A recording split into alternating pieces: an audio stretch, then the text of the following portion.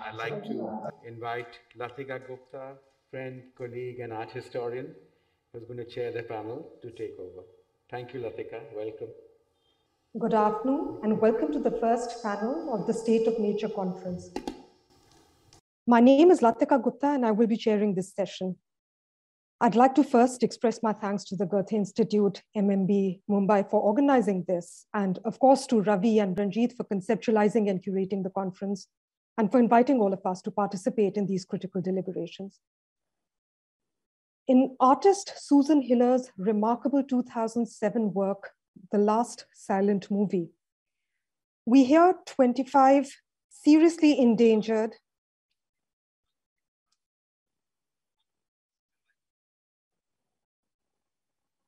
I'm sorry, there was a little bit of a audio feedback loop.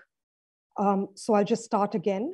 In artist Susan Hiller's remarkable 2007 work, The Last Silent Movie, we hear 25 seriously endangered or extinct languages in the voices of the last individuals who remember and speak them. In some cases, such as the Kora from South Africa, recorded in 1938, the speaker, Mukalap, is no longer alive. With him has died the language, the words that know and made his land and its relationships. In the work, we look upon a black screen and hear clicking, whistling, languages that sound like birdsong, or the sound of wind in the trees. The speakers sing, recite vocabulary lists, and in many cases tell the origin, histories, and myths of their land and its interrelated life and death cycles. We understand what is being said only through the English subtitles at the bottom of the black screen. Where English allows us to access these hidden histories and myths, it also acts as a colonizing force, signaling the very violent extinction of not only the languages, but entire cultures that express themselves through orality. What is lost in the act of translation, where words cannot adequately move between languages as they embody histories, mythologies, and ways of being in what are very complex cosmological and everyday multi-species relationships. Words and languages don't just order our worlds, but in fact make them. In the colonization of land, water, jungles, multi-species relationships, the languages that embody them, the worlds contained therein are inextricably lost. But what must be stressed, however, is that the repression of a language, forms of storytelling, and ways of being are in fact a result of the violent repression of minorities and indigenous people. In Susan Hiller's words, and I quote her here, there is always either a history of deliberate suppression of the language by a dominant one, or a history of trauma to the speakers of the language through war or some other forms of violence that explain the death of that language. But this is usually not mentioned. Earlier this afternoon, listening to Michael Marder in his keynote, speaking of secrets and the hidden as the natural order of things, to be latent, the hiddenness of nature as not something provisional, but as its predilection. And also that in seeking a secure objective knowledge, perhaps one loses an idea of the self. I was reminded of the Poetics of Relation, in which Edward Glissant argues for the political and ethical right to opacity. And I quote him, if we examine the process of understanding people and ideas from the perspective of Western thought, we discover that its basis is this requirement for transparency. In order to understand and thus accept you, I have to measure your solidity with the ideal scale, providing me with grounds to make comparisons and perhaps judgments. I have to reduce. The opaque, Glissant writes, is not the obscure, though it is possible for it to be so and be accepted as such. It is that which cannot be reduced, which is the most perennial guarantee of participation and confluence. Close quotes. What does the act of listening entail? What worlds are made through art, poetry, mythology, and storytelling? The poetic force, to quote Glissant again, is radiant. It replaces the absorbing concept of unity. The imaginary does not bear with it the cohesive requirements of idea. It prefigures reality without determining it a priori. This panel is titled Narratives, Stories Told and Repressed, Yet to be Told. It will reflect on forms of story and storytelling that convey experiences that have been repressed or disregarded, in turn embodying the overwritten and overwritten claims of vulnerable groups and species to their lived environments. And at the core of our deliberations are the closely interwoven questions of ecology, labor, livelihood, political and cultural representation, and power and culture in a multi-species framework. Our panelists are S. Anand, Amitangshu Acharya, and Anvita Abbi. They will each speak for around 20 minutes, and this will be followed by a discussion and question and answers with the audience. I'd request those of you who are watching this online to please post your questions in the chat box where I'll be reading them, and I'll take them at the end to the speakers. I'd now like to introduce the speakers before handing over to Anand. Anand is the publisher of Navayana. He has annotated 3 of B.R. Ambedkar's works, including The Annihilation of Caste. He is a student of Raga music, a poet and a translator, and is presently working on an edition of Kabir's songs that he sings in the light of the suttas attributed to the Buddha and to Ambedkar's ideas of Samanta and Manushki. Amitangshu Acharya, the second speaker, is currently a Leverhulme Trust PhD scholar at the Institute of Geography at the University of Edinburgh. His doctoral research, A Political Ecology of Small Things, decodes middle-class cultural politics, which shapes the techno-mediation of urban environments in the majority world. A political ecologist by training, Amitangshu is a researcher, international development worker, writer, and a freelance journalist. For over a decade, he has worked on water management and conservation projects in Bangladesh, India, Indonesia, Kenya, and Nepal. He simultaneously contributed ground reports and written op-eds on environment, culture, and society in several news outlets, such as The Economist and The Independent in the UK, Khalij Times, UAE, and The Economic Times, Indian Express, and The Hindu in India. His earlier research on local knowledge-based flood forecasting in Bihar was cited and discussed in the IPCC Special Report on the Ocean and Cryptosphere in a Changing Climate in 2019. His long-term research interests include post-colonial nature, politics of environmental knowledge, and decolonizing sustainability science. Our third speaker, Anvita Abbi, is an eminent linguist and social scientist and has been visiting professor in universities across Europe, Australia, and the Americas. And she has taught linguistics at the Jawaharlal Nehru University in Delhi for 38 years. She identified the 6th language family of India, which was corroborated by geneticists. And a rare linguist, she has carried out first-hand field research of all the 6 language families of India, extending from the Himalayas to the Andaman and Nicobar Islands. She has edited and authored over 24 books. Her work on tribal and other minority languages of South Asia have got several national and international awards, including the Bhasha Samman, the Leverhulme Professorship at the University of London, the Padma Shri, and the Kenneth Hale Award by the Linguistic Society of America. She is the founder director of the Center for Oral and Tribal Literature at the Sahitya Academy, New Delhi. As an advisor to several national and international institutes, including the UNESCO on language issues, she has contributed to the awareness of linguistic diversity of South Asia. And her latest book is Voices from the Lost Horizon, Stories and Songs of the Great Andamanese, that has been published just last year, 2021, by Niyogi Books, New Delhi. I'd like to hand over to Anand. Over to you.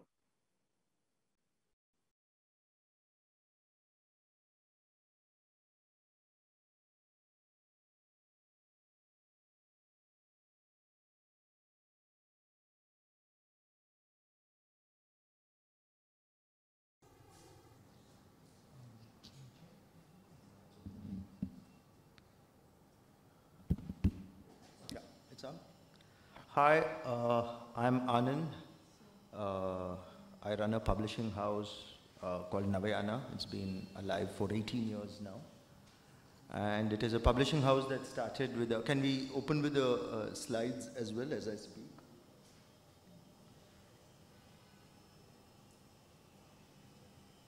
So about 12 years ago, I was here and Ranjit Hoskote was involved at speaking at the launch of a book called Bhimayana, which itself was a project which was a fulfillment of a certain idea that we had about trying to tell stories about resistance to the idea of caste with the very idea of Navayana, which is Ambedkarite term for Buddhism, or so I believed. I still am looking for evidence of Ambedkar using that word, with factual evidence. I haven't still found it. But sometimes you can be more Ambedkarite than Ambedkar. And you can extend that. There are press conferences, etc., attributed to him where he's supposed to have used Navayana, but it's supposed to be a pejorative word according to some Buddhism scholars. You don't even find that word in the Stanford Encyclopedia on Buddhism. So as such, it was made up, like things are made up. So it's a good idea to extend and then name the name and then try to find its meaning. So when Ranjit invited me to this conference, he said, why don't you talk about Bhimayana and the latest book that you have done, King of the Mountain. It was like he kind of bookended both these things by blurbing them, by participating in the launch of it. So the next slide, it just shows you, the Navayana logo is about two buffaloes kissing each other. This is an appropriation of a Dalit story by Aravinda Malagatti, a Kannada writer, where upper caste buffalo, he buffalo, is not allowed to mate with a she buffalo in heat because that she buffalo belongs to a Dalit. And this was drawn by artist Chandrasekaran from Tamil Nadu, and we made it our logo. So from the beginning, there's a sense of what do we appropriate from this world. Next one. I want to jumpstart into a book which we did in 2007. Navayana started in 2003 with that logo.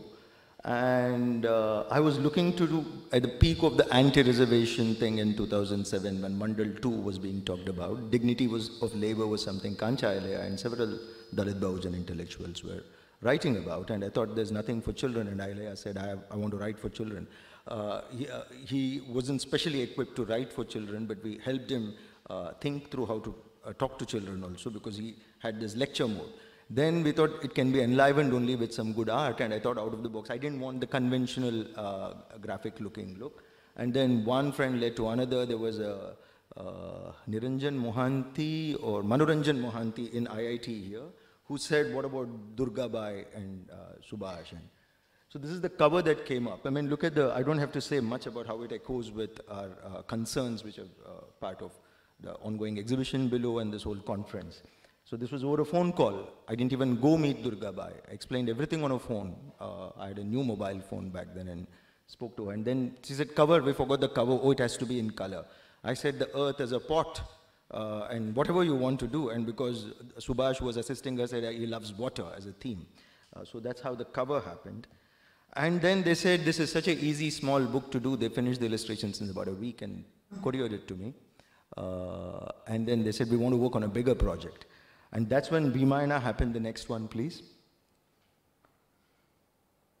So here's the most unlikely looking Ambedkar. There are some iconographic elements that you identify with. And Bhimayana was a name that we stumbled upon earlier. I called it Ambedkar graphic novel. We didn't even have a title. So I had a very vague title which didn't click with even me, that I've even forgotten about it now that Bhimayana has come. And Durga Bai Vyam, unlettered, never been to a school. Today she got a Padma Shri a couple of weeks ago. She said this looks like a major project and you'll have to explain this story. So this speech bubbles, what could it be? The storyboarding was done by Srividya Natarajan, a friend of mine sitting far away in Canada who has done a few graphic books, illustrated books with children's publishers. But if you sit with Durga and Subhash, you realize there's so much of translation that is happening. So this is an already translated book. It wants to present itself in English. It's a different matter that soon after it came, it was published in 6 Indian languages, 3 foreign languages, totally exists in 10 languages now. But when it came, nobody gave it a chance. They said, what kind of an oddball project is this? You have Gonds, Adivasis, who are kind of primitive, pre-modern, or you can call them hybrid modern, other moderns, something, vernacular art, and they call themselves Bitti Chitra artists, Kalakar, Jangad Kalam Karte. Their uncle Jangad taught them what to do. And how does that come, we will see. So I went blind and then spent time in Bhopal. They came to Delhi, there were interactions. And here you have a figure like Ambedkar. Next slide, please. Who also looks like this. We don't see this kind of a thing. This was the first Navayana book.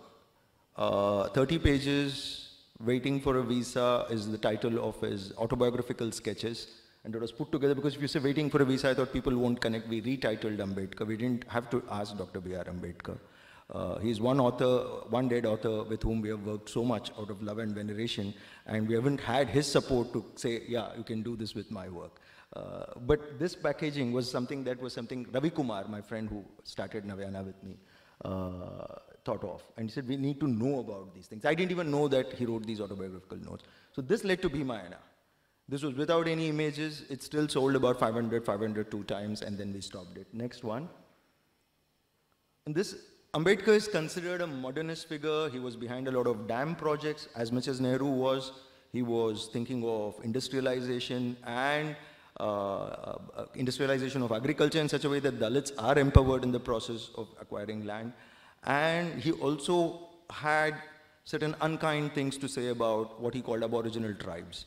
He didn't even think they were right, had political maturity to get the vote, and they could be easily manipulable. And what is Anand doing trying to get Gond artists and Ambedkar together? Who can tell whose stories, and who is the Savarna publisher to anoint himself with this power? So when you talk about untold stories being retold, so these are stories that I'm sharing which are behind the scenes.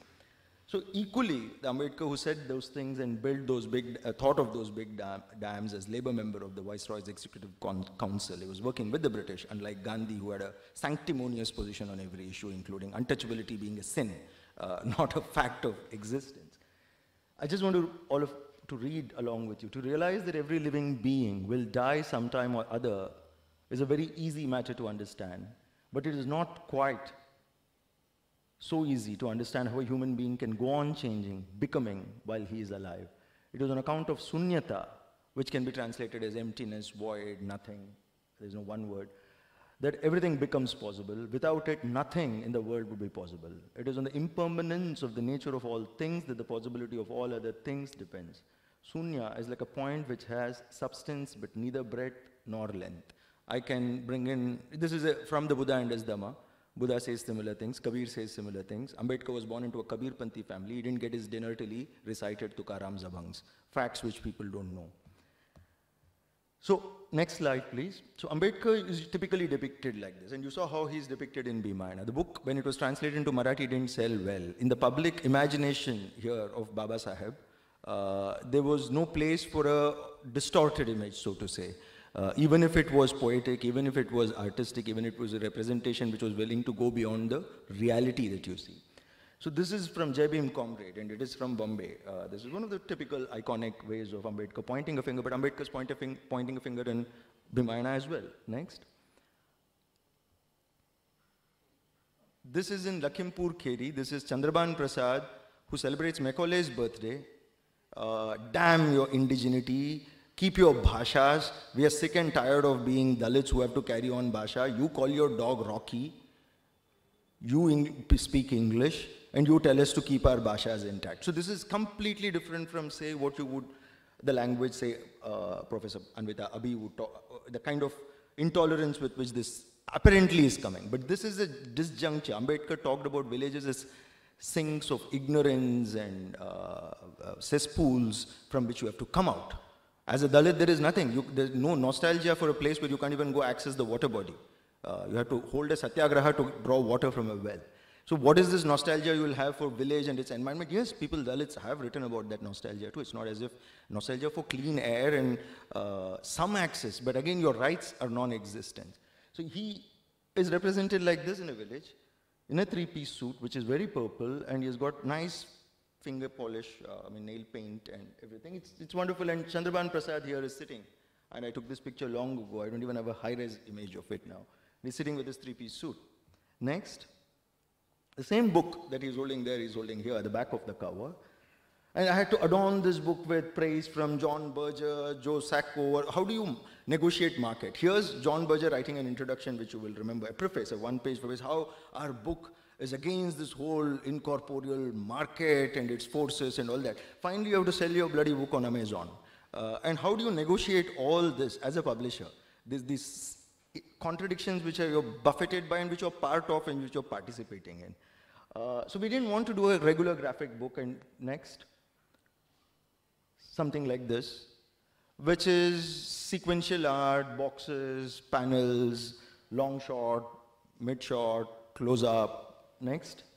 And the same thing is done in Amar Chitrakatha. Uncle Pai and his tyranny on this world. It's like saying Bollywood, Lata Mangeshkar is the voice of the nation. Savarna voice of the nation. Qualify your thing.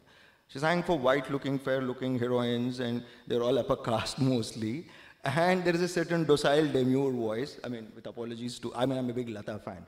But when you look at what gets packaged, it's like saying Bollywood is Hinduism, is Amar Chitrakatha. It's a certain package, whether you could be a great Muslim actor and be called Dilip Kumar, and yet you would embody a certain aesthetic which is there, which continues in every form of storytelling, whether it's cinema or this. Next. This is Krishna, who says, offers the most pathetic defense of murder, according to Ambedkar in his Gita. And he's pulping somebody. So these are your typical Amar Chitrakatha panels, which don't move away from your phantom comics. Move, next. And you would have an Asura depicted like this in one of your Amar Chitrakathas. Next. And like this. I don't need to perhaps tell who this 10-headed person wondering about Vibhishana is. Next.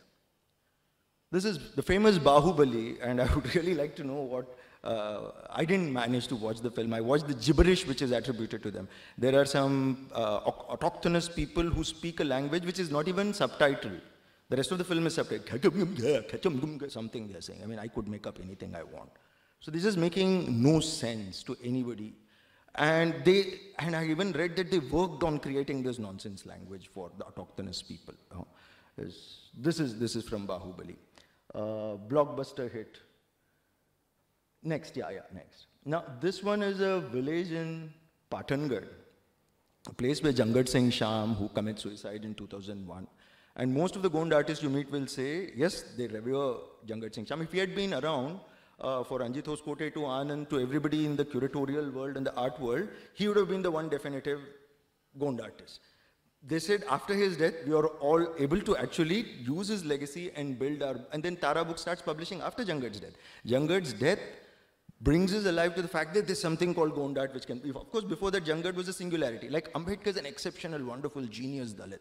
But we don't need to have Dalits in other places, you see, but he's exceptional. So you always take one exception, which is Jangat, and the others find it difficult to survive. So after Jangat dies, and he comes from this village where this is the kind of state of a house. You could call it art, but it will change. Move to the next one. Anybody here who wants to take a guess at what you're seeing?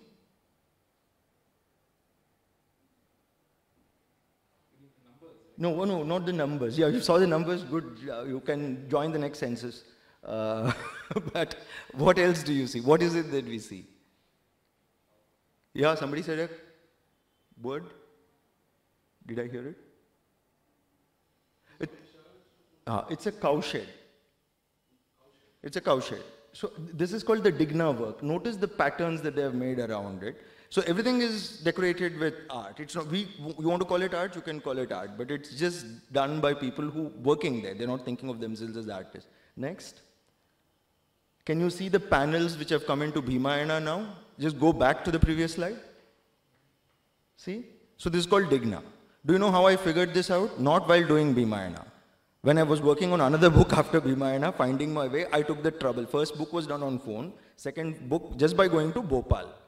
And I wasn't interested in this trip of finding meaning for art by going to Pathangarh and establishing an authentic. When it happens, it happens. This happened in 2013. I'm going with Venkatraman Singh Sham, who walks into my office and says, you did Ambedkar's story because he's a famous man. Book will sell.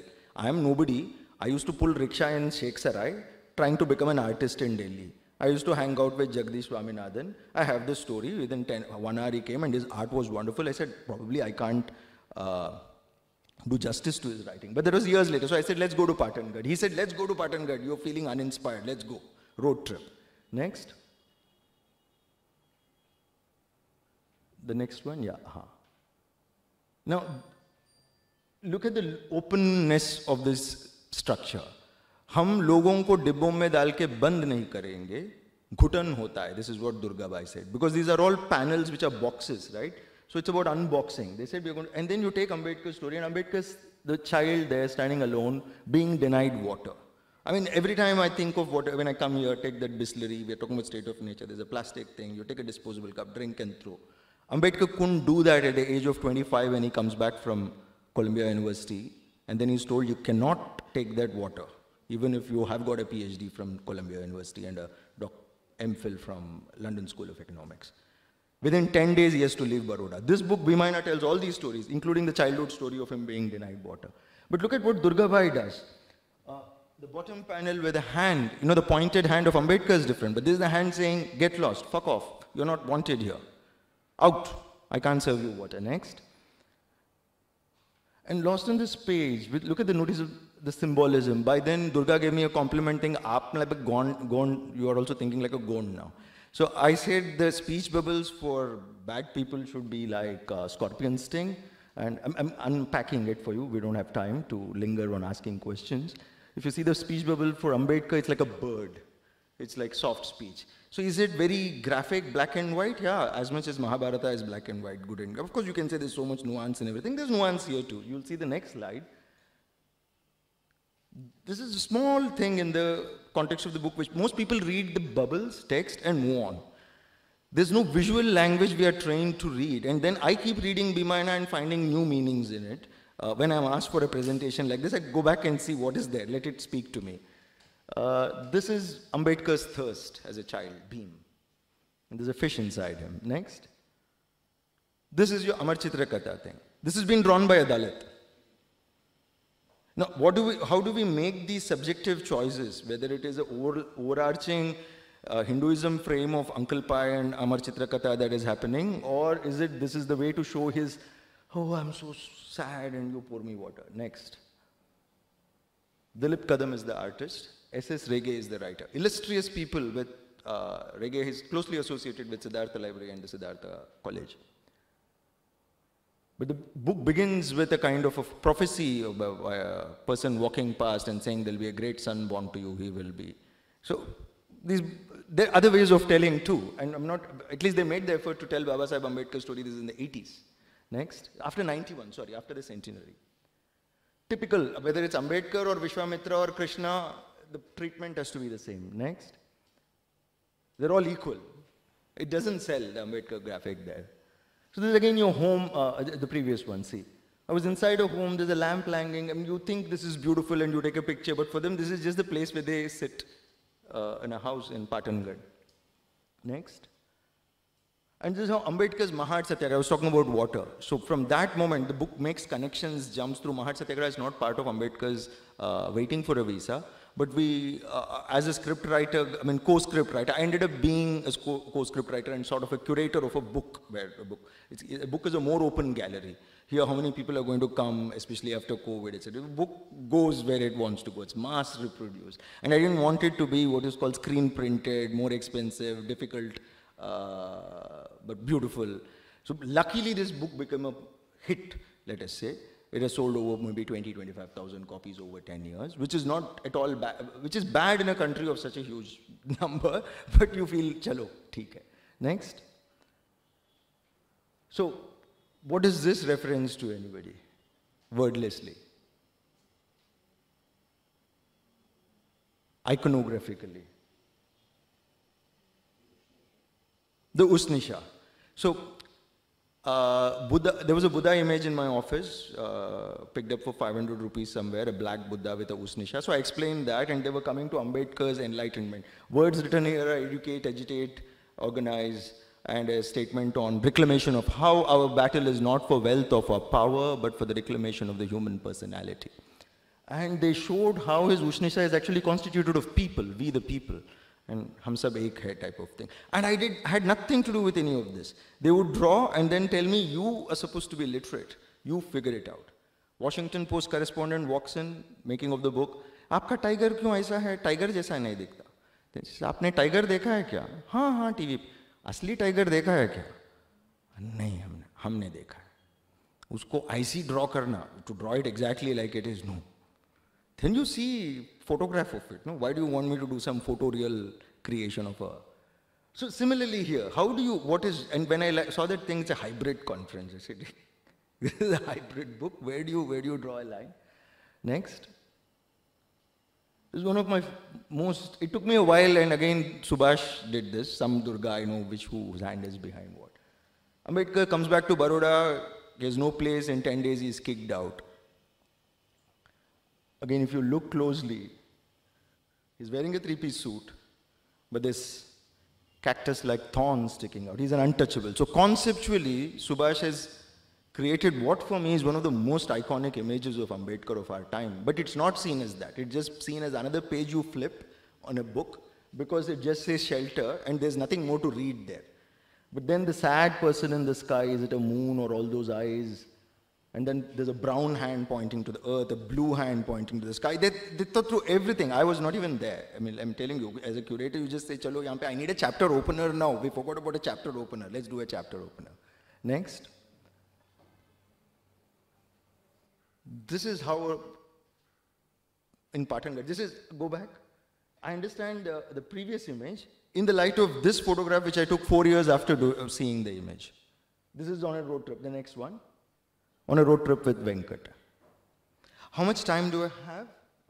Whether Anvita or somebody here will tell me. Another 5-6 minutes?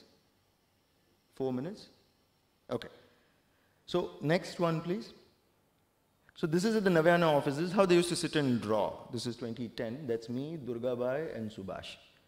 There's nothing like standing and painting on a canvas or any such thing. It is all down. It is all ordinary chart paper with acrylic colors. No, and the romance of the book also tells you how the book was made. And this whole proper ochre, haldi wali mitti which you get from the pili mitti which you get from Narmada, the clayey soil you get from they have stopped doing all that. They have moved to Bhopal. If they have to live in Delhi, they will live in Delhi. And it's a kind of a between two worlds. There is no particular thought about environmental friendliness, but there is a memory of a certain form of thinking and about interpreting the world, whether it is about when Durga draws what the local train here looks like, or whether she interprets Ambedkar. There's a complete freshness with which we see something like Ambedkar with those thorns. Those conceptual leaps become possible. Next. So I want to talk about the next one, please. It didn't download further? No, there is more. Okay, I think, there it is, sorry. So I want to talk about books which are kind of more hard-hitting, which don't become success. It's black and white, A. And second, this is about Phule's graphic imagination. Here's showing Brahma menstruating, if you can see. He's counting because he's got to produce children from his head, from his chest, from his this, Brahmin, Kshatriya, Vaishya, Shudra, and he's menstruating everywhere. This is in Phule's own words. He must have had 4 vaginas, he says. So, and he must have been most of the time of the month spending time thinking about when is the next one coming. So this is a literal, and then most of my friends who read Bhimayana said, "Arey, this is too hard hitting, I can't give it to my child." So you need a product which is soft in its hard hittingness, like Ambedkar's book is. It can't be hard in its hard hittingness like Phule's. Next. So this is a close-up of one of the drawings. There in the back corner, there in the right corner, Brahma with his 3 faces is exasperated. He's just looking, what's happening? How can I handle all this menstrual blood? Next. Then the book with Venkat happens, which I'm sad to say was a flop. We printed 1,500 copies with a publisher called Juggernaut. And then it got rave reviews even before it got published, after it got published. Everybody said wonderful, kind, nice things about it. And then I'm going to read 2 paragraphs from this edition, which you're seeing here. The next page, please. Next slide. Where it became Ganja Mahua Chronicle. So I said, okay, that's a 12 square inch book, 4 color, 1,500 rupees with few takers. So just these 2 pages about this preface to this book is 2 paragraphs called Losing Our Way. That book was called Finding My Way. Finding My Way tried to make its way as a generous, even-sized 12 square inch, 1.4 kilo book into a world at odds with it. Advanced praise and rave reviews ensued, but the book did not sell. It did not fit in. On 31st July 2018, the publisher Juggernaut ordered the pulping of 688 copies of the book, just under a half of the print run. As an aside, I'll tell you, it's not in the thing I'm reading. 25% of the books produced in the world are pulped, which means trees, etc., etc. Let's think about the environmental costs of being a publisher. But Kabir says, the way to dusty death is not so quiet. It comes with a dance on its lips, a song on its step. Dhyaneshwar digs deeper. Dhyaneshwar is the great Abhang writer and Jnaneshwari. So the self always observes itself without having to observe itself. So the self always observes itself without having to observe itself.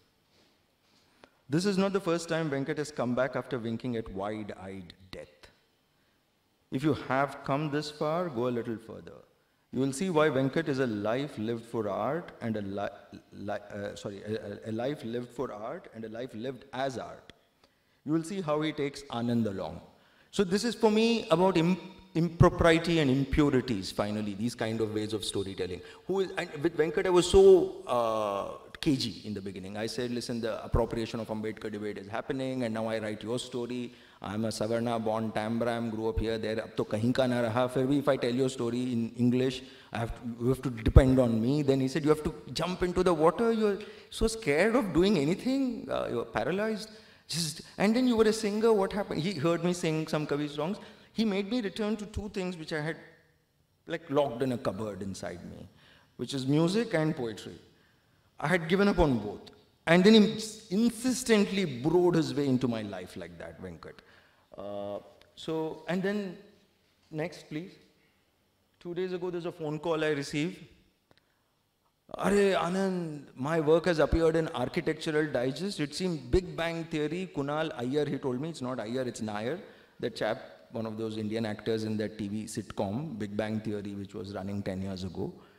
It's a feature on his house.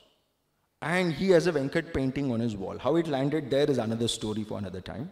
We'll see that picture. Next. There it is. And it's interpreting one of the Kabir songs that Venkat and I obsessively heard. And after doing this Finding My Way Ganja Mahua Chronicles with me, Venkat went on to take Kabir more seriously, like I started taking Kabir more seriously. He started doing Gond art on Kabir songs, as interpreted. We don't know they're Kabir songs. They're Kumar Gandhar singing something from some edition. So we believe they are Kabir songs.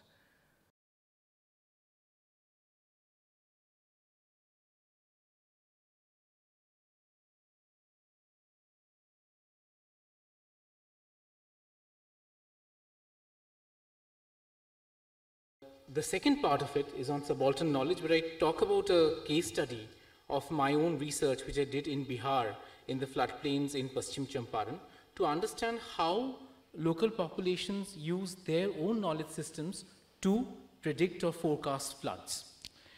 And the idea here is to kind of talk about these stories which are repressed or are yet to be told, and to kind of foreground them. Now, I want to start the presentation. Next slide, please. And yeah, go for the whole quote. Yeah.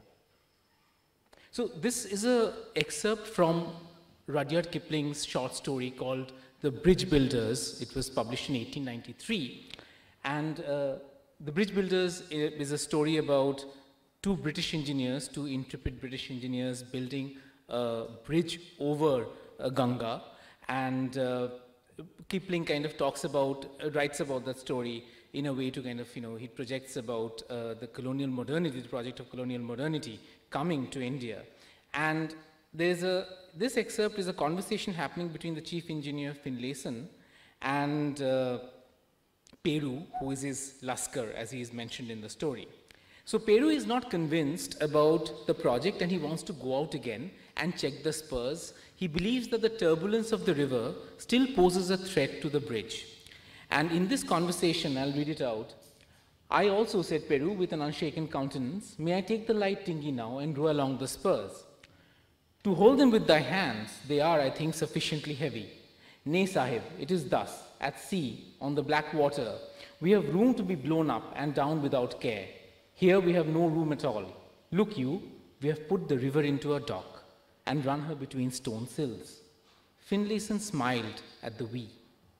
We have bitted and bridled her. She is not like the sea that can beat against the soft beach. She is Mother Ganga in irons.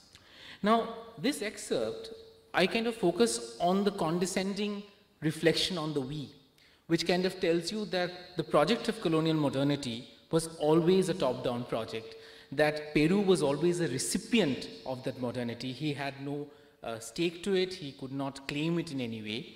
And at the same time, the interesting thing about this excerpt is, even today, when we talk about the struggles around rivers in this country, we still have the same problems that Peru is articulating to Finlayson.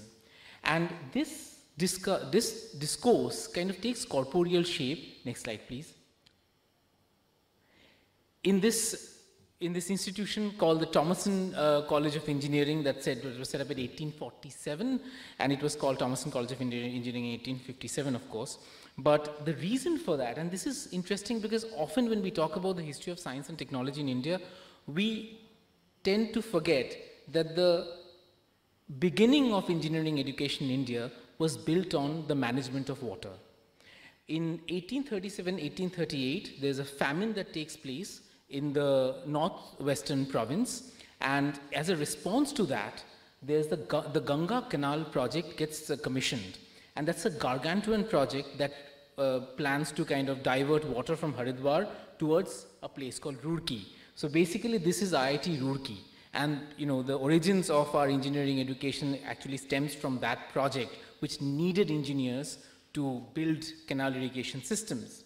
Now, the interesting thing here, there's a study by Marguerite Zwartwien on hydrocracy in India, and I borrow from her, where she says that in the beginning, the course was graded in a hierarchical manner.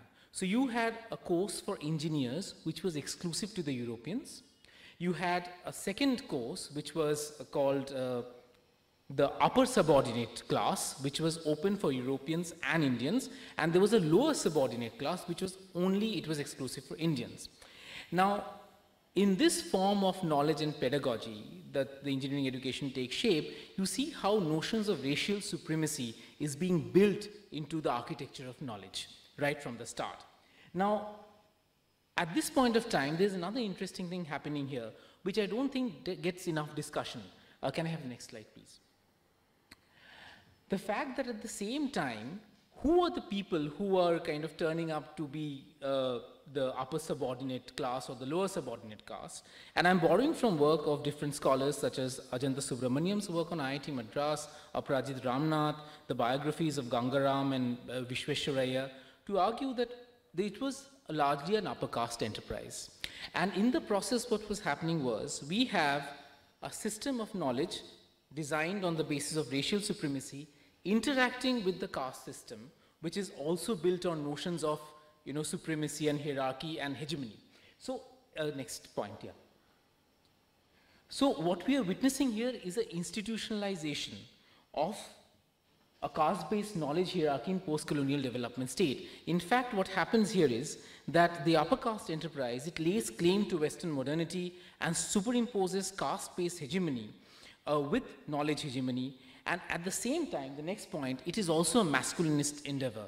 The first Indian civil engineer, we had to wait till 1953, so almost 100 years plus for India. So, and it still remains, even today, a very masculine enterprise, the whole concept of civil engineering. The whole enterprise around rivers in India has been built on this notion of cognitive apartheid, which leaves very little space for subaltern knowledge systems to emerge or articulate another vision of how rivers can be managed or engaged with.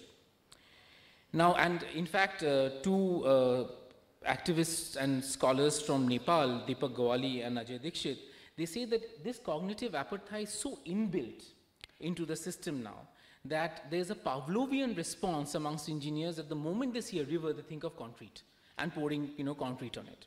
Now, what the other argument I want to make here is that slow violence on nature that we talk about is also entangled in questions of epistemic violence. And that is something that we also kind of need to recognize as we move ahead. Next slide, please.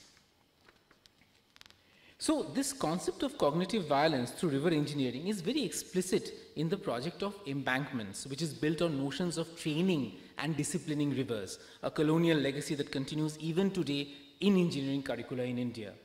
Now, I'm not denying, of course, that there is a political economy that also sustains embankment building as well. But there's also an epistemic understanding of embankments, which is very difficult to unsettle.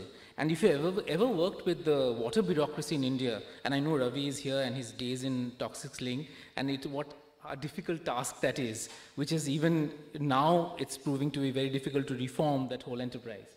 So if you look at embankments and floods in India, after 1947, India gets into large-scale embankment construction. And we have been witnessing more and more construction of embankments. The funny thing is, Dinesh Mishra, who is a very well-known activist from Bihar and a scholar and a writer, he says that, you know, the funny thing that the more we have built embankments, the more area has come under flood risk in India. So embankments are not necessarily working out very well. But the funny thing is, the more we see this not working out, the more we build it. So the question is, what really, you know, perpetuates this kind of intervention on rivers?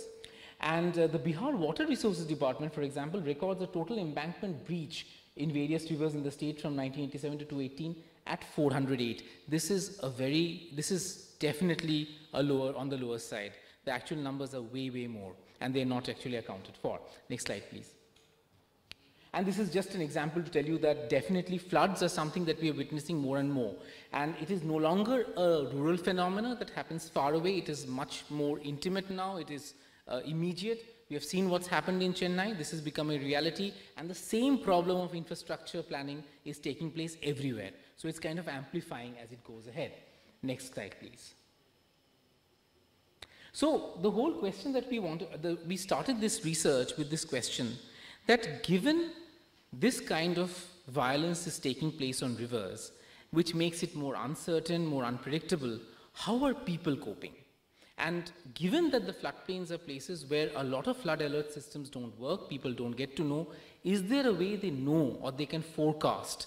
They have their own knowledge systems around knowing if there's a flood coming in. And the problem with this whole concept of early warning systems is that it's built on the notion of taking information to people. So it's something that you disseminate. You really don't see people as generators of knowledge in this process at all. If you take UN standards, if you take our own government standards, there is no place to talk about flood knowledge of that people themselves possess. It is always something which is centralized that has to be communicated to the people wherever they are at risk. Next slide, please. So North Bihar is known for floods. In fact, Rahul is here, and his personal experience of the violence of floods in his own, as he was telling me just before. And we picked this study in Bihar because we wanted to take a transboundary river, because transboundary rivers are way more difficult to predict because of the tremendous amount of coordination needed to know what is happening on the other side of the border. So we took the Gandaki river, Gandaki in Nepal, Gandaki in Bihar. Next slide, please. And this is the Gandak river basin. In the Paschim Champaran district, it enters India from Nepal. But interestingly, in the journal Science, there are several articles on ants as predictors of floods and hazards. So it's interesting to see that, you know, there are different systems, but they exist, and there's a lot to be done in that space. The other was about fish behavior. So there is a fish which is referred to as Baikhi, and as the river water rises, the appearance of this fish indicates that there is going to be a good flow of water, because they only appear when the river is in full speed. Now, that's the first indicator. If the fish starts jumping next to the river bank, it means it wants to get out of the river and into the streams. And that means that there is going to be a flood event. So even the fish and the behavior of fish also is interpreted in terms of how to predict floods. And there are also these smaller streams, the inland streams that kind of drain into the main river. And the color of water in these streams are also a critical component of the analytical process, because the water in these streams are usually very clear because it's rainwater. But if they see that the water has become cloudy, that means there has been a breach in the embankment somewhere upstream and the river water has gone into the stream. And that is a very reliable indicator for them for flash floods. So, and of course there are also meteorological observations based on the color, on the texture of the clouds, the direction from which the clouds are appearing. In fact, the whole, wherever we did our research, it was not the size of the cloud that mattered, but more about the way it spread itself, over the horizon. And it was an ashy gray cloud that would bring out more rain. So we asked them that what has happened in recent years, that floods are not really happening because of increased rainfall in this area. It is happening increasingly because of discharge from dams upstream.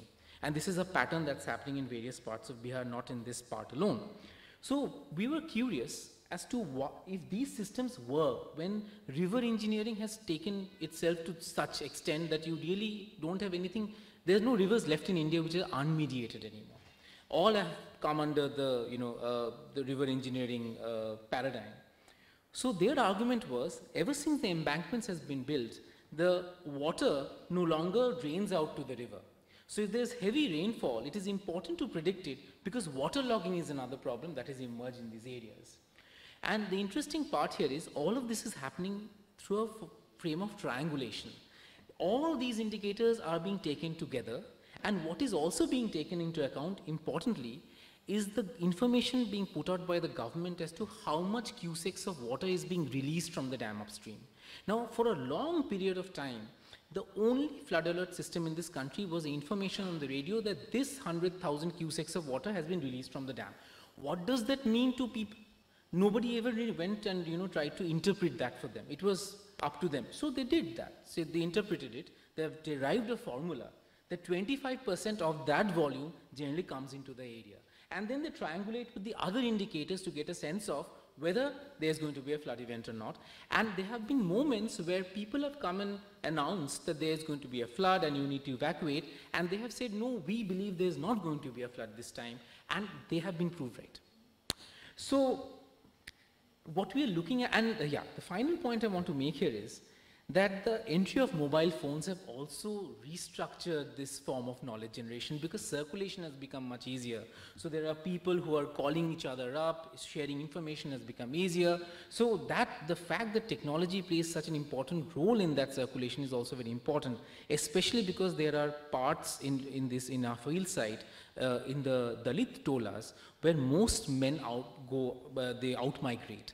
And so as a result, the women who stay behind, cell phones and mobile phones become a very important way for them to stay connected, especially during flood events, where they can get information on time. So when you look at all this, at such a sophisticated system that people have developed on their own, next slide please. The question that emerges is, how does one engage with these systems? Now, I'm aware of Mukul Sharma's work on eco-casteism, and it must be recognized that a lot of knowledge that is being produced. So not only is there the caste system influencing the way river engineering works in the country, but also at a more micro scale, the knowledge being produced about these local environments are also being produced through caste-based occupation, and that must be recognized. For example, a significant amount of information coming in about rivers and fish come from the Malha community who reside there.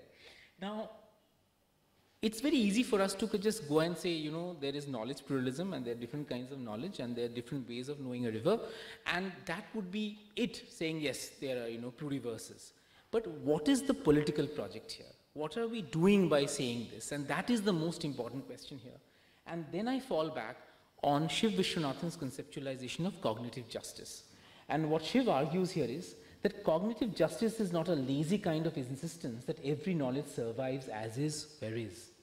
The idea of cognitive justice thus sensitizes us not only to forms of knowledge, but to the diverse communities of problem solving, what one offers then is a democratic imagination with a non-market, non-competitive view of the world, where conversation, reciprocity, translation create knowledge not as an expert, almost zero-sum view of the world, but as a collaboration of memories, legacies, heritages, a manifold heuristics of problem solving, where a citizen takes both power and knowledge into his own hands.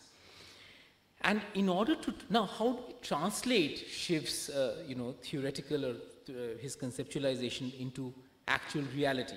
So when we were doing this research, I kept asking myself, what next? Now that we have done this study and we have, we have brought out such amazing results, what do we do next?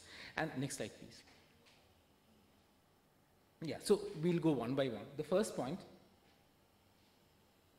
So the most important thing that we need to recognize that floodplains are not just vulnerable spaces where people, and of course there is poverty and tremendous amount of struggle that people face living in the floodplains of Bihar. But the fact is we also need to recognize the knowledge that they hold and they possess and give it the dignity that it deserves. The fact is that not a single engineer in these areas reside in the area of the floodplains. They stay in towns, they stay far away. So the entire impetus of managing the flood, managing the knowledge falls on people who live here. And yet, even after all that, that knowledge does not get recognized on any forum. We till date have nothing in India that documents local knowledge practices around flood forecasting. There is absolutely nothing. And that is why what we were, and I really wish if there's anybody listening or if anyone's interested here, to take up the project of People's Flood Registers. It's a very important thing. I take this idea from the People's Biodiversity Registers that was that Madhav Gadkil and others talked about. I think Kalpavriksha was also a part of that when it came out.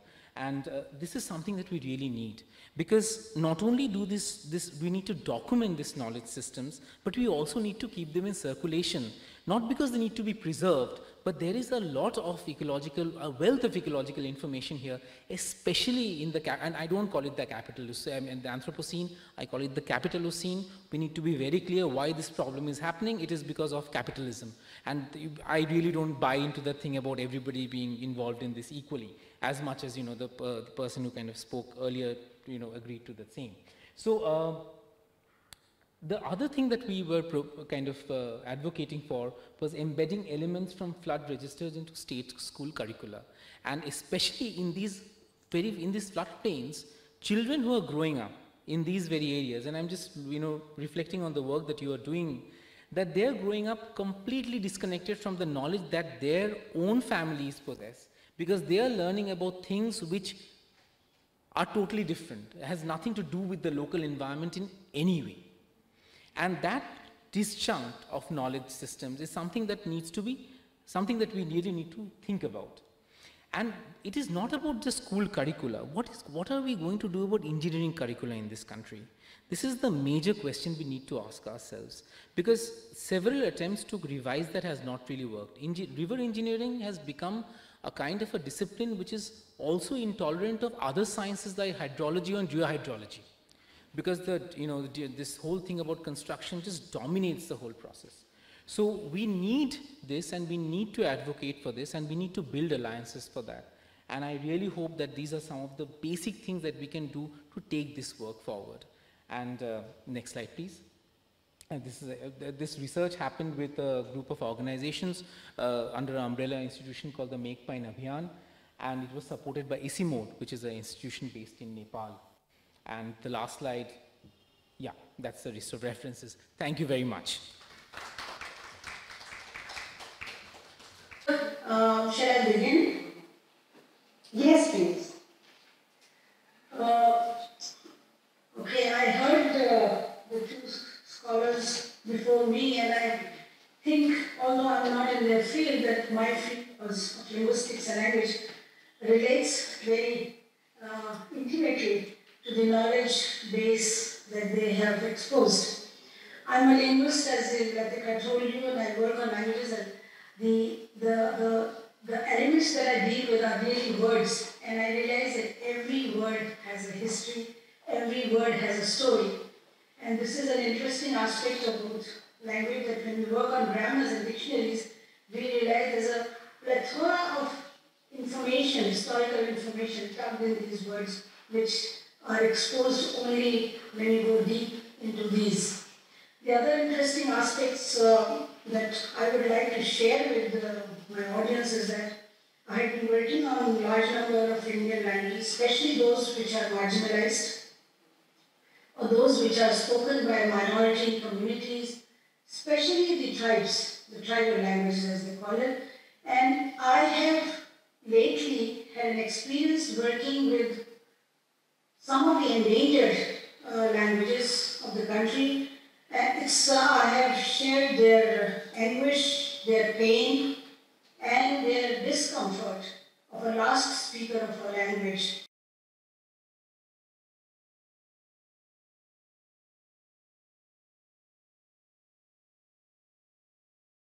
18 different kinds of smells. I'm sure there were many, many more names for smells, but by the time I reached the island in 2000, initially in 2000 and later I worked intensively in 2005, by that time many speakers had died, the knowledge had evaporated. So I could not get more than 18 words for smells, but I realized that the entire community and the entire, so I should say the psychosomatic society believes that the whole world is defined or divided by things that smell and things that don't smell.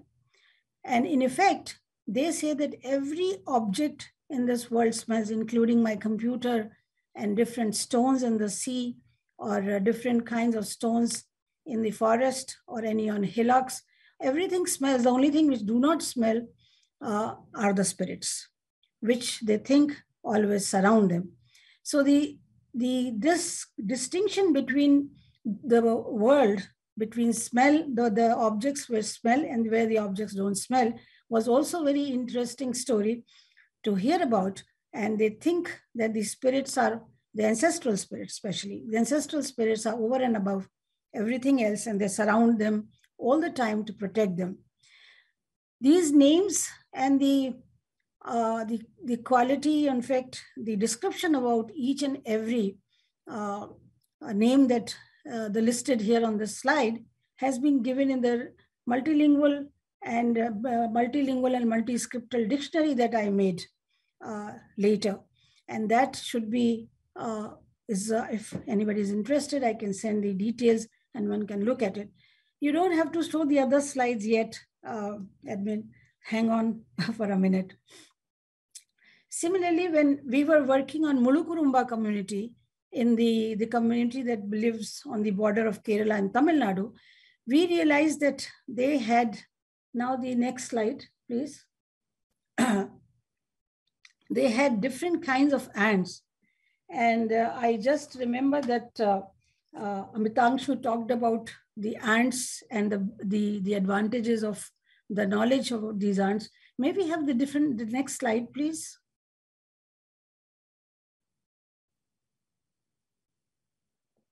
No, before this.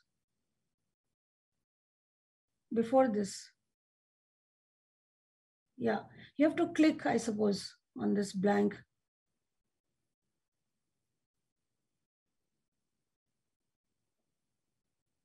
Sorry, if it is not coming, then I'll just read out from my own copy of this presentation here. No, I'm not talking about this.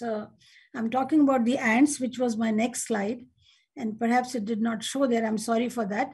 You know, there had 9 different names for the varieties of ants. But the fact is that because of the deforestation in this Nilgiri hills and excessive tea plantation, and this is what I was talking about, that there's a replacement of ecology.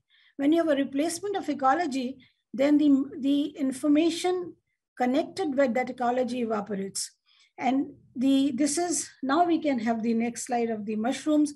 Similarly, they had varieties of names of mushrooms, which had different variety, had a different name and and each mushroom had its own quality of whether they were edible or edible in what state, and not edible, when it is grown or when it is not grown. All kinds of information, one after got lost, because the deforestation, these mushrooms no longer grow in those areas, and wherever they grow, the young generation cannot identify them by different names. The next slide, please. The next. See, these are all known now as by the word kume. Kume is a generic name for mushroom, but the specific name for mushroom is lost. And each mushroom had, as I said, a different quality, but because of the ecology is disturbed, the language has lost the words and the meaning of these. Next, please. Next. Next. So you see, these are the, you can now click on these words. No, the earlier one. Yeah, you can click on this slide and it will appear, the words will appear. I think that clicking is disabled somehow. Anyway, what I was saying, that the independent names of each natural element that the tribes see in their jungles or in their habitat has a very distinct and very useful meaning which they would like to be associated with. However, when we disturb their environment, then they not only lose the information on these, they also lose a part of their living. The story of mushrooms and story of ants is the similar story. External forces are dispossessing traditional peoples of their lands, resources, and lifestyles, forcing them to subsist in highly degraded environments, crushing their cultural traditions or ability to maintain a balance between nature and human life. Speedy urbanization and infrastructural expansion, as we all know, have endangered their traditional occupation and livelihoods. This does not have just a physical damage, it also bring a very psychological damage too, because dislocation of a community from Mother Earth in the nature of development dislocates not only the language, ultimately it kills them. And that's what I'm seeing, and that's what we observe every day. Every fortnight, a language dies around the world. Well, in India, the rate is much, it's not as bad as that. However, because of the homogenization and because of the domination of few languages, quite a large number of tribal languages and the languages which are on the margin are dying out. When the languages die, or when we disturb the environment, it forces the loss of contextualization. And that's how the words are lost, because it generates alienation and it also generates psychological problems, then creates social and environmental imbalance. And there are many examples that I can give you from Great Andamanese, where because they were dislocated from there. In fact, most of the Andamanese were living in the North Andaman, but they were in mid-70s, they were picked up from the North Andaman and put in a Strait Island, an island called Strait Island, 56 kilometers away from the city of Port Blair. And that's where they could not relate to whatever the sparse jungle that there was there. Neither the vegetation was of that type, nor the clay. And I interviewed quite a few of them, and they all thought they were living in an alien country. And because they were so alienated, they could not relate many of the aspects of the ecology to their life. This happens even with the dislocated communities in mainland India. For example, when by the side of those tribes who were living by this Narmada River, what happened when the dam was made, or the Jharkhandis who had to vacate their forests for coal mining. Over generations, these people have accumulated a wealth of wisdom about the environments and its functions, as we saw also by the exposition of my earlier two speakers. They also know how to manage and sustain these. Traditional ecological knowledge and practices often make indigenous peoples, minorities, and local communities highly skilled and respectful of the ecosystems. And sure enough, I do agree with Amitangshu that these should be made part of course syllabus in IITs or other technical institutes, because our indigenous knowledge has a very important information for us we do not know about till now. I'll give you an example. When tsunami came, I think we lost more than 5,000 people in the Andaman and Nicobar. Well, the figure is much more, but I think Andaman and Nicobar had 5,000 to 7,000 people. But how come not a single calamity took place among the tribes? There are Jarwa tribes, there are Onge tribes, there are Great Andamanese tribes. All of them saved from tsunami, because if you recall, the tsunami came on 25th December 2004, early morning. All these community members of these tribes were fishing by the side of seashore. And each had an amazing knowledge about the tsunami, though some of them had not even seen it, because I think the last tsunami in Andaman came in 1941.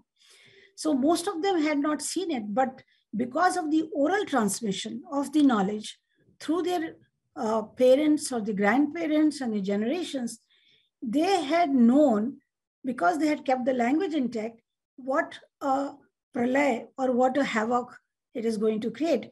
The Jarvas said that they recognized the pattern of the waves.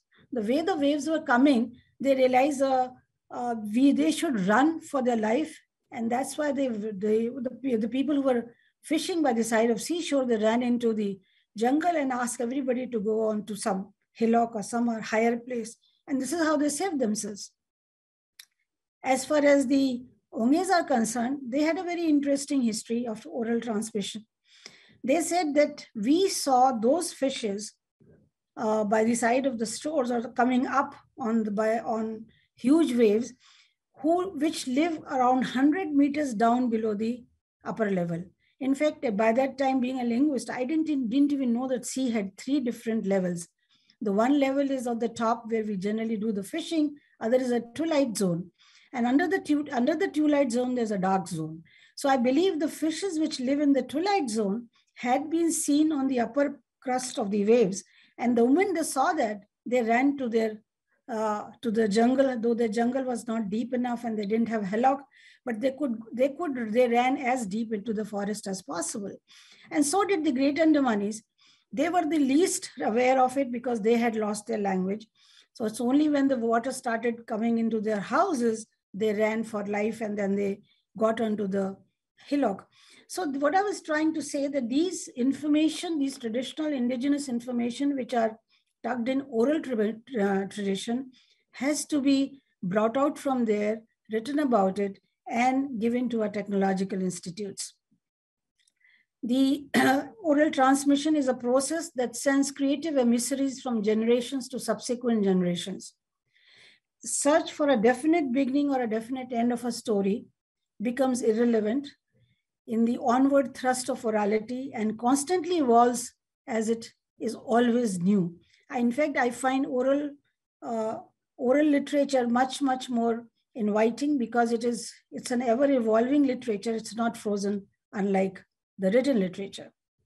One of the sustained oral tradition has been narrating of creation tales. The way this universe and its components, and here comes the nature, earth, sky, clouds, water, fire, plants, trees, human, gods and goddesses came into existence. So the creation tale actually embodies every aspect of our life. The quest of one's origin is a primordial inquiry into the nature of being. Self is not seen in a vacuum, but as an integral part of environment that engulfs individual and its society. The environment is deconstructed not only of natural attributes, but also of objects and gods. But mind it, these gods and goddesses are not sacred, but they are humanized. And that's an interesting part of these creation tales. The narrative of creation myth is generally passed on from one generation to another through oral tradition as part of a culture and ethics of the society. And every society has its own creation tales. And interestingly, the creation tales also have variation. The narratives have amazing fluidity and inclusiveness as the boundaries between prose and poetry merge into one, the boundaries between narration and drama merge into one, and the accompanying music gives an added beauty and an anchor of engagement. And for the first time, I realized when I was listening to these creation tales that how beautifully they imbibe each and every form of performing art into one, because for them, there are no boundaries.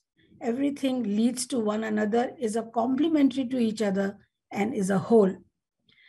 Coming to the north and northeast and the Himalayas, you can give the next slide, please. I'm going to talk about the Lepchas, inhabitants of Sikkim. They believe that they were created from the fresh snow of Mount Kanchenjunga, the guardian deity of Sikkim. And interestingly, since Kanchenjunga is seen from the other side of our country, Nepal and Bhutan also, there's no national boundaries. I mean, this creation myth exists in communities of Lepchas and the other communities who live at the foothills of the Kanchenjunga. They think that they believe that in the beginning the Himalayas were created, and two of the mountains, Kanchenjunga and Tangshan, were created as husband and wife. There has been some variation in the story that some also say they were created as brother and sisters, but they didn't believe, or they did not live like brother and sister, and were the generators of the modern Lepchas. So Kanchenjunga itself was the first creation of the mother creator. These mountains, by the way, are considered elder brother and sister to every other land and river created thereafter in any of these countries. Myths often seek to explain one's worldviews and natural phenomena, as Mount Kanchenjunga and its adjoining peaks tell of the Lepchas, the clan system, and the return of a Lepcha's soul back to the peak or origin when he or she dies. So in this photograph, that the peaks that you're seeing, and of course this photograph hasn't captured all the peaks, each peak has a name. The clan is known as Mu. So each peak is a Mu, where that person belonging to that Mu has to go after his death or her death. So the community members, not only in the morning, they always wish and pray to that peak, but they also relate themselves to that peak because they are connected to it as his or her address to return when he or she dies. This is, Vanchuk and Zulka once made this comment: umbilical cord of the community is thus linked to the mountain, and its presence permeates every aspect of Lepcha life.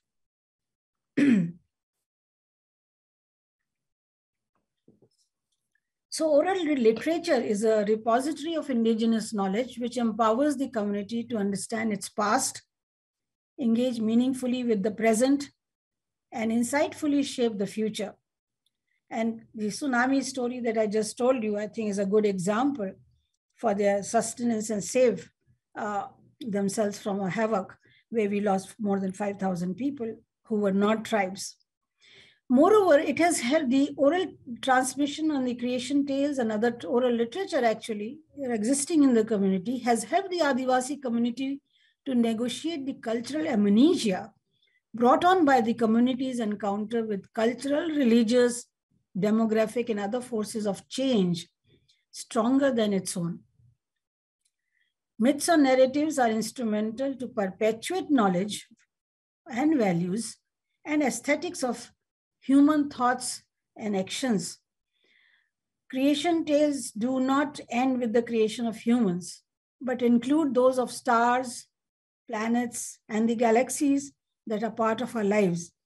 Thus, creation tales are tales of genesis of entire cosmos. And since each birth in this cosmos, be of objects or of living things, is interconnected, Adivasis view themselves as an integrated elements of the cosmos. This is one thing we have to learn from them. But in our schools, this kind of ethos or this kind of philosophy is not taught. The belief that there is a world outside the existing world is an age-old phenomenon, we know.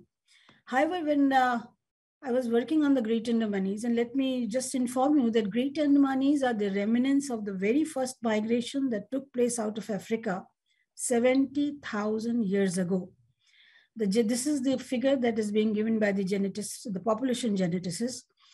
What I realized when I visited the Andaman Islands and worked with them, that I was actually dealing with one of the oldest civilizations living on this earth. 70,000 years, just imagine. So the kind of creation tales and the kind of tales or stories they told me are also very unique and also somehow depict a kind of a past which we are not familiar with. So coming back to the creation tales that I was thinking of talking to you, that these 5 elements and also this philosophy of a world, living in a world which is beyond our world, is something I thought only Vedas told us. But no, their creation tale by the name called Bharta Jido has all these elements. They talk about the 5 elements, that water, earth, fire, sky, space. And not only that, they also talk about that there is a life beyond life, and one should snap all the ties with this life.